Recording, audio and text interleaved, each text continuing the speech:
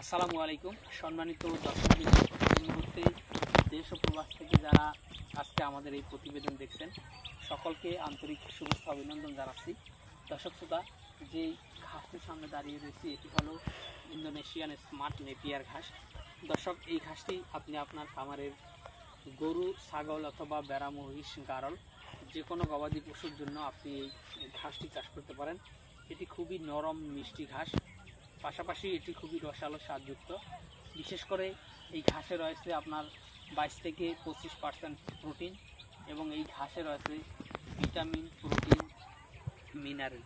তো দর্শক শ্রোতা, এই ঘাসটি মূলত বাংলাদেশে প্রায় আরও 5 থেকে 6 বছর আগে এসেছে ইন্দোনেশিয়া থেকে আমদানিকৃত এই ঘাসটি।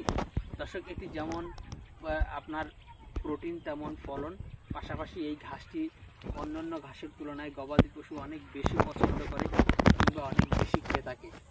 তো দর্শক, আপনি যদি চান তাহলে আমাদের কাছ থেকে এই স্মার্ট নেপিয়ার ঘাসের কাটিং সংগ্রহ করতে পারেন। পাশাপাশি ডক্টর জহির স্যারের চীন থেকে আনা জারা ওয়ান হাইব্রিড ঘাসের কাটিং আমাদের কাছে রয়েছে এবং এলিফ্যান্ট হাইব্রিড ঘাসের কাটিং রয়েছে।